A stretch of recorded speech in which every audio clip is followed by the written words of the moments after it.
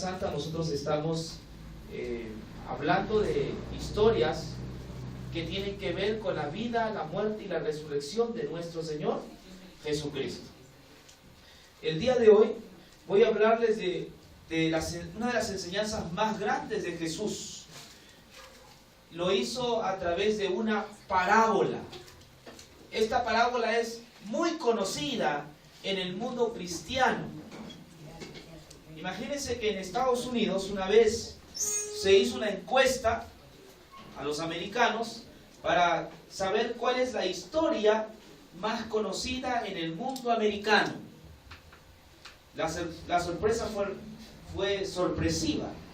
La mayoría de americanos respondieron que la historia que ellos conocen más es la parábola del hijo pródigo. Tú la conoces también. Levanten la mano, ¿cuántos conocen esa historia?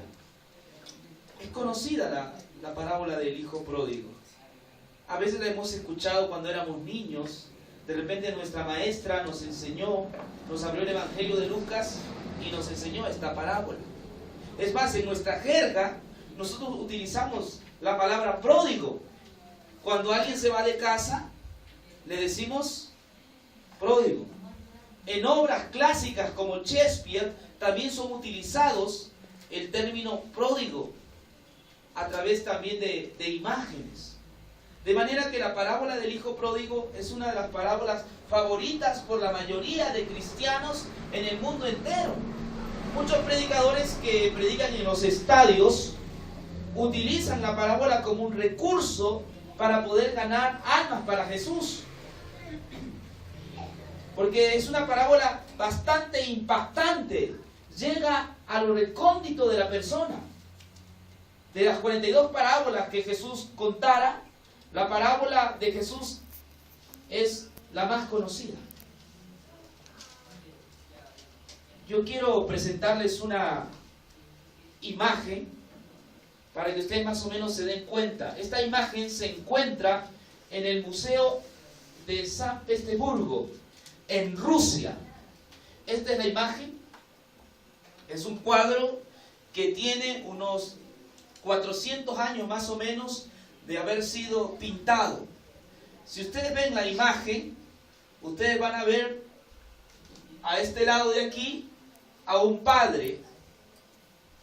Si ven el rostro del padre, no es un rostro iracundo, no es un rostro enojado, no es un rostro de rabia, sino es un rostro que irradia benevolencia, bondad, dulzura, misericordia. Ahora, fíjese en las manos de este padre. Si ustedes se dan cuenta, la mano de este lado de acá, la mano izquierda, es una mano de hombre. Fíjese, es una mano de hombre que significa firmeza, significa seguridad. Al otro lado de la mano derecha, ustedes pueden ver una mano de mujer, totalmente diferente a la mano izquierda. Es una mano de mujer. Esta mano de mujer, si se dan cuenta la forma como toca al hijo, es una mano de ternura, es una mano de amor, es una mano de misericordia, es una mano de perdón. ¿No? Los dos lados de Dios. Dios es un Dios justo, es un Dios que sostiene su gobierno con su poder, pero también Dios es un Dios amoroso, tierno, compasivo, que está interesado en nosotros. ¿Amén? Amén. Ahora, es interesante, vamos un poco a describir al joven que está enconado en el pecho del padre. Es interesante cuando usted ve a este joven, usted va a ver que tiene una ropa desaliñada, una ropa miserable, andrajosa. Fíjese, y si usted ve los pies, un pie prácticamente sin zapatos. El zapato se le ha gastado por el largo caminar. Al otro lado usted ve un pie, tiene el zapato, pero el zapato está hecho pedazos, está roto.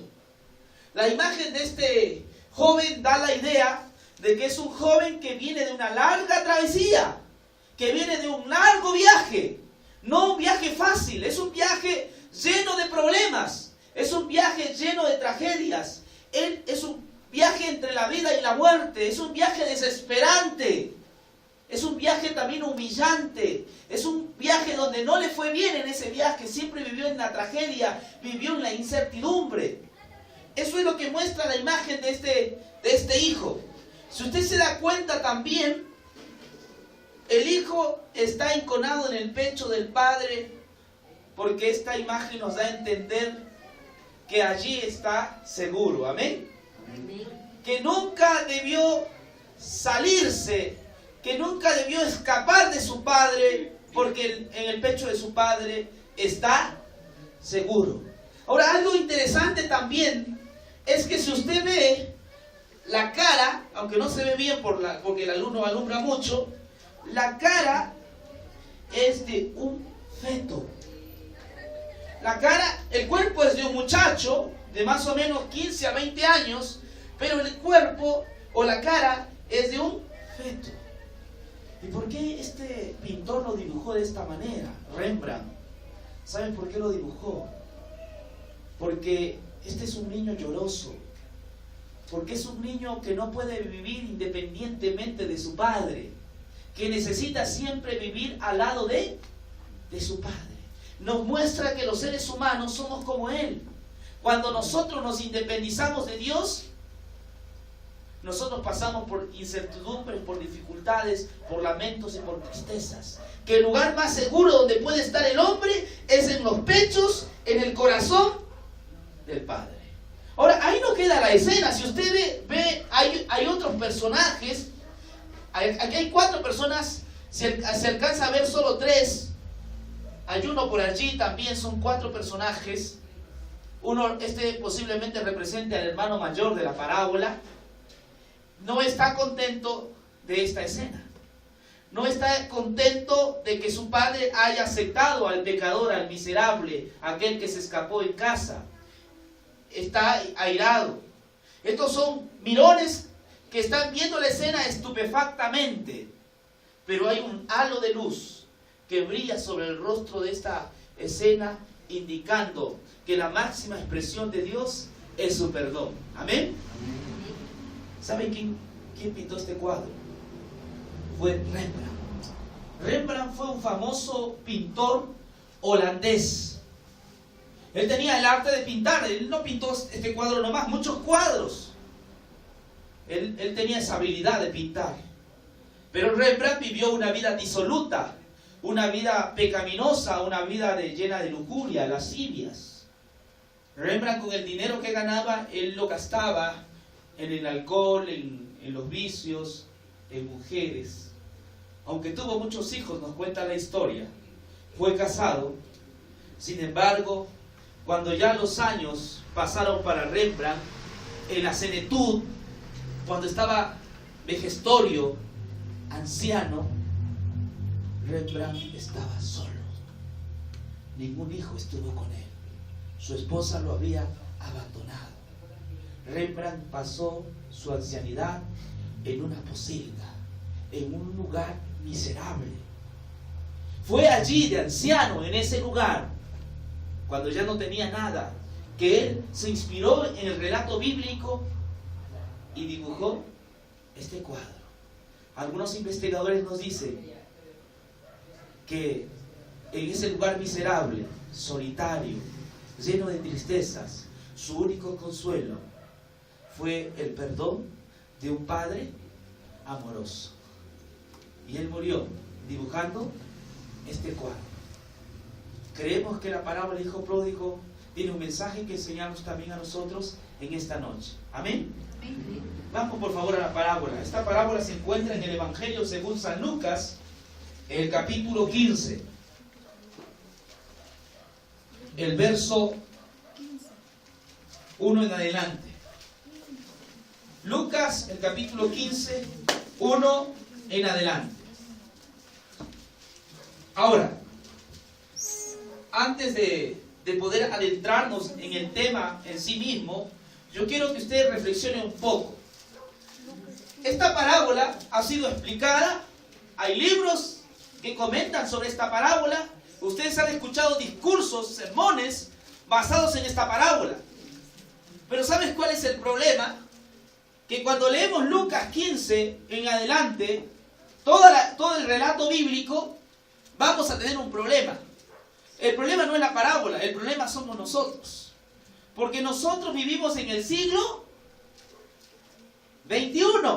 La parábola fue contada ¿en qué siglo? En el primer siglo. Son milenios, son años que han pasado. Entonces cuando usted lee la parábola, usted lo va a ver bajo su perspectiva del siglo XXI. Usted va a estudiar esta parábola desde su cosmovisión, desde su punto de vista del siglo XXI. Usted lee la parábola y usted comienza a imaginarse, a interpretar. Y allí la parábola pierde su sabor. Otra cosa que también tiene que entender sobre esta parábola. No es sudamericana. No es una parábola ecuatoriana. Por lo tanto, el lenguaje, las imágenes, no son nuestras. Esta es una parábola hebrea. ¿Estamos de acuerdo? Es decir, la cultura con la cual fue dictada, enseñada esta parábola, no es nuestra cultura. Es la cultura hebrea, la cultura de Jesús, porque Jesús era hebreo o era judío. Su audiencia también era una audiencia judía. ¿Sí está entendiendo?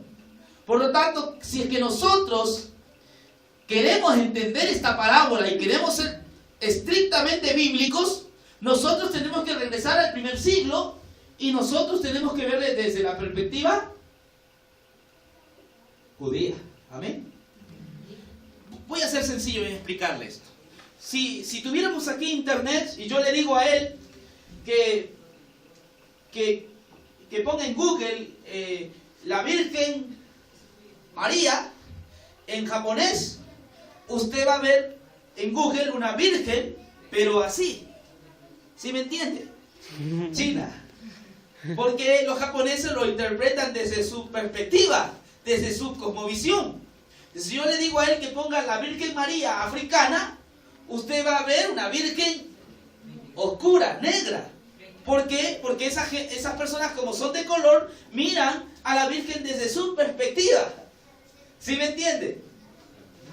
Eso es interesante que usted sepa. Muchas veces la Biblia ha sido interpretada bajo nuestra perspectiva, bajo nuestra cultura, y así la Biblia pierde su sentido, pierde su sabor. Nosotros necesitamos regresar al primer siglo y nosotros necesitamos ver esta parábola bajo la cosmovisión bíblica. Bajo estos parámetros, ahora sí, estudiemos la parábola. Lucas 15, 1 al 3. Dice el relato bíblico lo siguiente. Se acercaban a Jesús todos los publicanos y pecadores para oírle. Y los fariseos y los escribas murmuraban, diciendo: este a los pecadores recibe y con ellos come. Entonces él les refirió esta parábola. Entienda un poco. Antes de estudiar la parábola, nosotros tenemos que estudiar su contexto. Es decir, ¿cuál fue la razón que motivó a Jesús contar la parábola? Usted no puede estudiar la parábola dejando de lado su contexto. El contexto por la cual Jesús contó esta parábola, que yo le voy a mencionar ya mismo, es este episodio que usted ve allí en Lucas 15, 1 al 3. ¿Qué estaba pasando en Lucas 15, 1 al 3?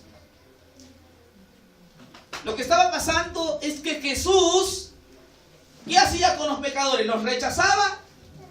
¿Los repelía? No. El texto bíblico dice lo que Jesús hacía con los pecadores era los recibía, los aceptaba, les perdonaba. Ese es el contexto. Jesús no odia a los pecadores. Jesús no detesta a la gente que ha ensuciado su vida con el pecado. Jesús ama a los pecadores. Eso dice Lucas 15:1. Fíjese, nuevamente lo leo. se acercaban a Jesús todos los publicanos y pecadores para oírle. ¿Qué tipo de gente se acercaba a Jesús? La clase de gente que se acercaba a Jesús era gente pecadora, gente con malos antecedentes, gente con mala reputación. Y yo pregunto, ¿por qué en estos años no se acerca a la iglesia este tipo de gente?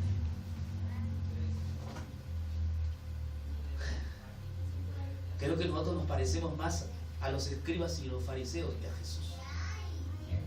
¿Por qué no hay en medio de nosotros una prostituta? ¿Por qué no hay en medio de nosotros un homosexual?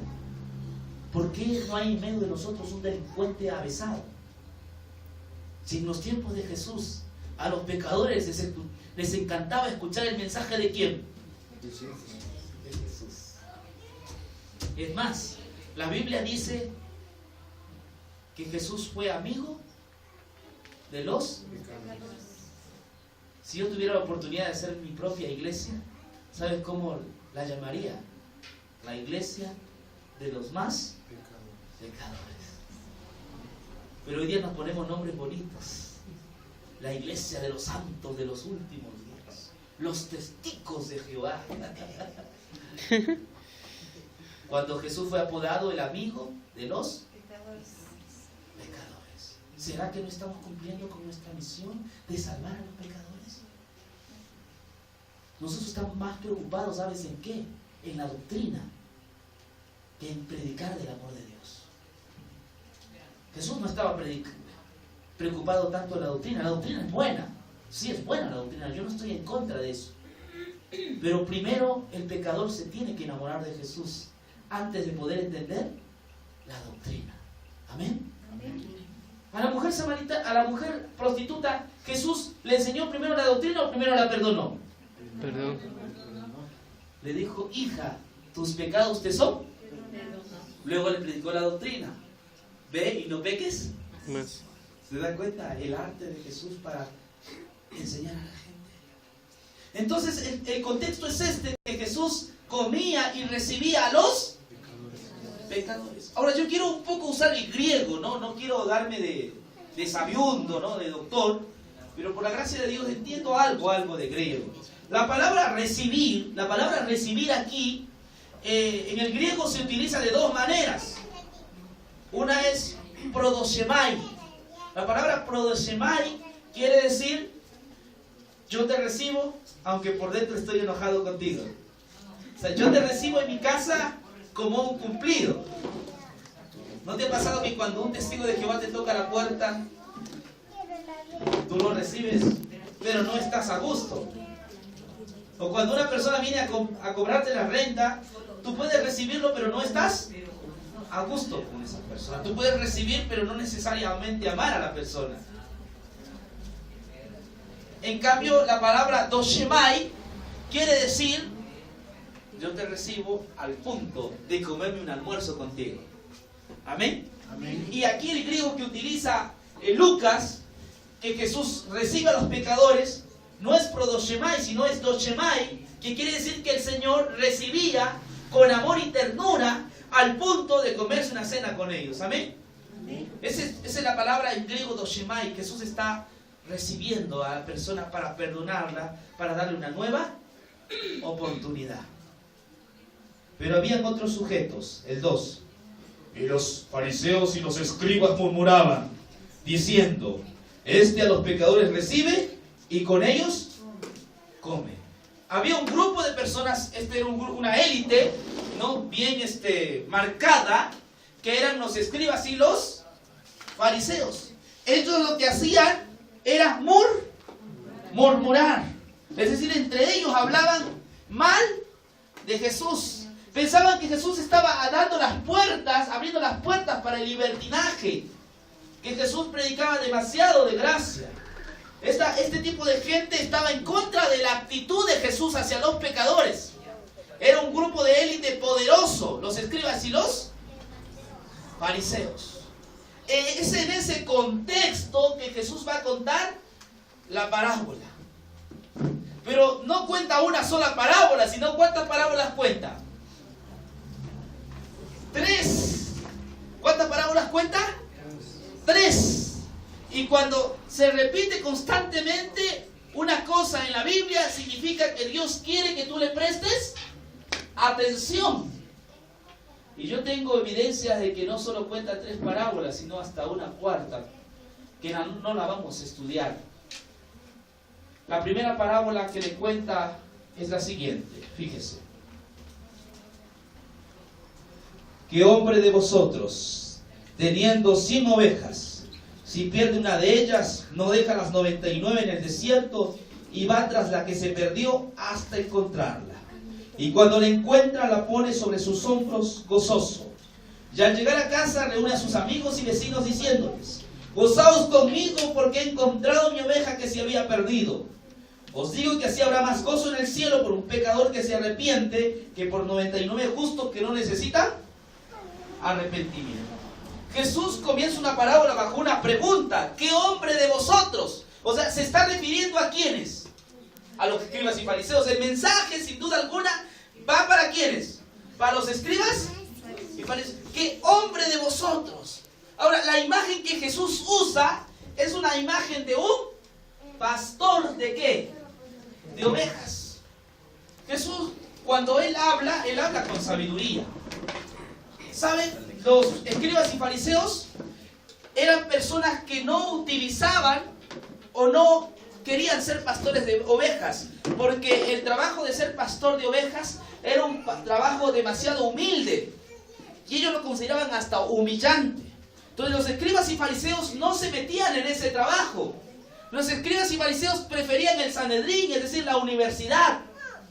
Para ellos ese trabajo era de lo peor. Pero usted sabe que se necesita dinero. Entonces ellos contrataban a ciertos hombres para que se dediquen a cuidar sus ovejas, porque eso les generaba dinero. Aunque ellos no se metían en el trabajo, pero ellos contrataban a hombres para que se dediquen a cuidar sus ovejas. Jesús está en ese contexto. Ahora, es interesante lo que sucede allí en la parábola. ¿Qué hombre de vosotros, teniendo 100 ovejas, si pierde una de ellas, no deja las 99 en el desierto y va tras la que se perdió hasta encontrarla? Dice que el pastor de ovejas ya no es el escriba y fariseo, es el pastor de ovejas que trabaja para un escriba y para un fariseo. Él comienza a contar las ovejas. Cuenta y recuenta, cuenta y recuenta. Y dice, no, pues no hay 100, hay 99, me falta una. Y como él no es el dueño, él ha sido contratado para velar por la oveja. Ha sido contratado para cuidar de la oveja. Y perder una oveja significaba que de repente podrían echarlo del trabajo. Y eso significaba también perder el sustento, el pan de cada día. Entonces este hombre lo que hace es, deja las 99, ¿dónde? En el desierto. Ojo, esto es interesante para entender la palabra. Las deja en el desierto. Luego de eso se pega el gran viaje, esa travesía inhóspita, llena de peligros, porque ahí están las fieras salvajes. Y en medio del peligro, en medio de los lugares oscuros, de los peñascos, él hace el gran viaje. Y cuidadosamente, en forma mesurada, él comienza a hacer una búsqueda incansable. Pero ¿sabes qué? Dice el texto bíblico que la encuentra. ¿Amén? Amén. Y cuando la encuentra, ¿dónde la pone? En sus hombros. En sus hombros. Te voy a explicar porque hoy las imágenes del pastor, creo que por aquí hay, el pastor es grande y la oveja es chiquita. Pero las imágenes que tenemos, las pinturas que tenemos del siglo I al siglo II, nos muestran a la oveja gorda y al pastor chiquito. Así es como nos vienen las imágenes del primer siglo al segundo siglo. La oveja es gorda y el pastor es chiquito, mostrando el sacrificio que tuvo que hacer el pastor una vez que encontró la oveja para llevarlo a casa. Esto es una ilustración, hermanos queridos, del gran viaje que se pegó ¿quién? Jesús. Vivió en su trono de gloria, con millares y millares de ángeles, la adoración celestial, el universo entero. Pero Jesús sabía que le faltaba una oveja. Y Jesús vino a esta tierra, se pegó un gran viaje. Esta tierra es un lugar inhóspito, es un valle de sombra. Jesús vino aquí. Y una vez que nació y vivió, murió en una cruz. Allí cargó todos nuestros pecados. Amén. Ahora la parábola no queda allí. Miren, algo interesante, miren, que yo quiero que usted entienda. Luego que encuentra la oveja, ¿a dónde la lleva? Dice 5, y cuando la encuentra la pone sobre sus hombros gozoso. Y al llegar a casa, reúne a sus amigos y vecinos diciéndole, gozaos conmigo porque he encontrado mi oveja que se había. ¿A dónde lleva la oveja? Mi versión dice en casa. Estuve fijándome en Elena White y la hermana White dice que lo lleva al redil, donde estaban las 99. Pero la versión bíblica no dice lo que dice Elena White. La versión bíblica dice que lo lleva ¿a dónde? Eso significa que las 99 se quedaron en el desierto. Usted puede usar la Biblia que quiera y la Biblia le va a decir que la oveja es dejada, ¿en dónde? Es llevada a casa. No me diga por qué Elena White escribe. Elena White es del siglo XIX. Ella no tuvo muchos recursos, quizás teológicos, y ella se dejó llevar por la versión que tenía en ese momento. La lleva a casa. ¿Y por qué la lleva a casa? Y otra cosa interesante más, en casa ¿qué hace? Y al llegar a casa reúne a sus amigos y vecinos diciéndolo, gozaos conmigo porque he encontrado mi oveja que se había. Pregunto, ¿quién es capaz de hacer fiesta por una oveja? En nuestra cultura nosotros no hacemos fiesta por una oveja que se pierde. Entiéndame, no se festeja fiesta por una oveja que se ha perdido. Pero en la cultura judía, sí. Porque una oveja significaba el pan diario, porque una oveja significaba el sustento no solo de ese hombre, sino de la comunidad. En el contexto judío, sí, una oveja valía, una oveja era costosa. Entonces hay razón de ser de hacer una fiesta, porque significa el sustento para la familia, para la comunidad. ¿A quiénes representan los 99? A los escribas y fariseos. Correcto. ¿A quién representa la oveja perdida? A los pecadores. Los 99 que no necesitan arrepentimiento representan a los escribas y fariseos. No se olvide que el mensaje de Jesús está dada para ¿quiénes? Para los escribas y fariseos que murmuraban. Vamos a la segunda parábola. Esta también es interesante, hermanos queridos. Fíjese el 8. ¿O qué mujer que tiene 10 dracmas, si pierde una dracma, no enciende la lámpara y barre la casa y busca con diligencia hasta encontrarla? Y cuando la encuentra, reúne a sus amigos y vecinos diciendo, gozaos conmigo porque he encontrado la dracma que se había perdido. Así os digo que hay gozo delante de los ángeles de Dios por un pecador que sea. Esta parte es interesante. Ya no nos está hablando de un animal. La oveja perdida sabe que está perdida, pero no sabe cómo volver. Pero un metal, una dracma, no sabe que está perdida porque no siente. ¿Sí está entendiendo? Es un metal. Él no siente que está perdido. Él no se da cuenta que está perdido porque él no tiene sentimientos. Ahora es interesante que aquí ya no habla de qué hombre de vosotros, sino está hablando o qué mujer. Jesús concatena bien sus palabras. Sabe cuándo va a contar algo. Ya no usa la figura de un hombre, ahora usa la figura de una. ¿Por qué Jesús utiliza la figura de una mujer? Porque en los tiempos de Jesús no había lugar para las mujeres. Porque en el tiempo de Jesús las mujeres eran marginadas. ¿Sí? No se olvide que cuando Lucas nos cuenta, o Juan, cuando hubo esta cuestión de la alimentación de los 5.000, la Biblia dice que se alimentó para 5.000 personas sin contar ¿qué cosa? Ni mujeres. Porque las mujeres en ese sistema eran relegadas, eran marginadas. En el santuario mismo había una casa o un espacio para las mujeres. O sea, había cierta jerarquía y cierta marginación. Pero a Jesús nunca hacía acepción de persona. Acuérdese eso. Jesús tuvo contacto con una mujer, ¿de dónde era? De Samaria. Jesús no hacía acepción de personas, él no marginaba. Para él lo importante es que sea un ser humano y que necesitaba salvación. Jesús no hacía acepción o marginación de personas. Ahora, otra cosa interesante de esta dracma o de esta moneda. A la mujer se le pierde y tanto revuelto para una simple moneda. ¿No se da cuenta? Tanta cosa para una simple moneda. Tanto escándalo, porque inclusive la mujer misma, cuando encuentra la moneda, ¿qué cosa hace? Se goza, pero dice que invita a sus vecinas. Aquí no dice vecinos, sino Jesús, por eso les digo, ¿sabe lo que dice? Porque sabe que cuando hay una fiesta tiene que ser solo con mujeres. Imagínense esta mujer invitando a su casa hombres también para hacer una fiesta. Esto puede ser peligroso y el esposo se entere que su esposo ha hecho eso, podría darle la carta de divorcio. Jesús sabe concatenar sus palabras, son bien medidas, Él sabe lo que dice.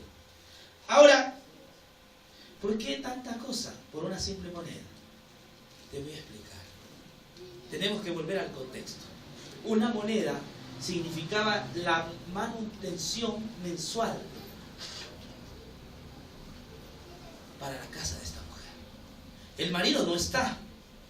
Por lo que podemos entender es que el marido se fue a trabajar, se fue a algún lugar. Pero el marido le dejó ¿cuánto? 10 dracmas para el sustento de la familia. Algunos especialistas dicen que posiblemente esto era el título de matrimonio y que si ella lo perdía, prácticamente perdía su hogar, perdía a su esposo. Por eso que hay interés en encontrar la moneda. Yo me inclino más por el sustento de la familia, el sustento mensual. ¿Era valiosa esta moneda? Claro que sí. Es por eso que una vez que la mujer se da cuenta que ha perdido, ella comienza a buscar, porque se pierde la casa, a buscar minuciosamente, sigilosamente, esquina por esquina, y con una lámpara alumbra, hasta que una vez, barriendo la casa, se da cuenta que ha encontrado la moneda. Cuando encuentra la moneda, la mujer se alegra, la mujer se goza, porque ha encontrado la moneda. ¿Qué más hace? E invita a sus vecinas y hacen una fiesta, porque ha encontrado su moneda. ¿Sabes? Hay mucha gente en esta tierra que no tiene conocimiento, que está perdida. Son como esta moneda. O hay mucha gente dentro de la iglesia que viene a la iglesia, viene a los cultos, pero están perdidos. Y como esta moneda no se dan, y quizás estoy hablando para algún hermano que viene a la iglesia, pero no se da cuenta que está perdido. Y que en esta noche el Espíritu de Dios pueda tocar tu corazón y hacerte sentir que en la casa misma te puedes perder y no puedes sentir, que el Espíritu Santo pueda hacerte entender en tu mente que tú estás perdido y que necesitas de su gracia y necesitas de su perdón. Amén. Amén. ¿A quién representa esta moneda perdida? A los pecadores. ¿A quién representa las 9 monedas? A los escribas y los fariseos. ¿Se dan cuenta cómo Jesús va desenvolviéndose en su tema? Y al final Jesús cuenta la famosa parábola, la parábola del hijo pródigo. Yo voy a ser breve porque esta parábola es larga. Voy a dar algunas pinceladas nada más sobre esta parábola. El hijo menor, dice la Biblia que es el hijo menor el que le pide a su papá, ¿qué cosa le pide? Su herencia. Padre, dame los bienes que me corresponden. ¿Tú crees que esa actitud de este hijo es correcta, hermano? ¿Es correcta? No. ¿Por qué no es correcta?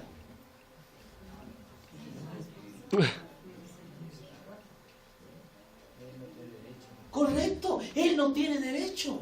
Esto es malcriadez.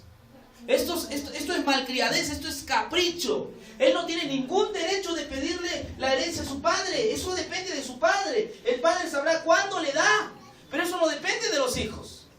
Entonces esto es una falta de respeto a la autoridad de su padre. Le pide la herencia. Ahora, otra cosa interesante, fíjese lo que dice aquí más adelante. Lucas 15, 12, perdón. Y el menor de ellos dijo a su padre: Padre, dame la parte de los bienes que me corresponde. Y les repartió. Está en plural, ojo. Le repartió los bienes. El padre no se hizo problemas. Yo noto que el padre no era un padre estricto, no, autoritario. Yo no noto que era un padre excesivamente perfecto. No, yo noto que es un padre que respeta la libertad. Yo noto que es un padre sumamente misericordioso. No se hizo problemas. Ni el judaísmo. Que si un hijo, escúcheme bien, si un hijo le pedía su herencia, ¿sabe lo que significaba? Ser destituido, quedarse sin herencia. Pero este padre no obra así. El padre tiene todo el derecho de destituirlo, de quitarle su apellido. Pero al contrario, el padre le da la herencia. ¿Cuántos? Plural, les repartió. Ahora, yo voy a preguntarles aquí, ¿y qué le dio? ¿Qué creen que le dio el padre? Aquí es lo que la Biblia no nos dice, pero viendo el contexto uno puede saber qué le dio. Viendo el contexto cultural. Aparentemente parece que le dio dinero, pero no es así. ¿Sabes lo que le dio? Bienes. Las versiones originales dicen que le dio bienes. Es decir, le dio fincas, le dio un camello, 0 kilómetros, le dio casas, ¿sí me entienden? Le dio campos. Eso es lo que le dio. Eso es herencia en griego. No le dio billete, no le dio dinero, le dio herencias. Años de trabajo de este padre, él les repartió su herencia.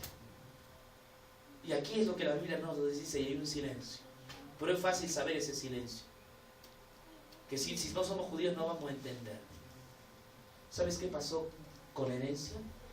Y esto es lo que le dolió al padre. Él los puso al remate. ¿Sí me entienden? Él los puso al remate. Él comenzó, por ejemplo, la casa, a venderla al remate. Las fincas comenzó a venderle a un precio paupérrimo, a un precio bajo. Los camellos, toda la herencia la puso al remate. ¿Usted cree cómo estaba este padre? Y ahí hay un silencio. Jesús no nos explica los detalles.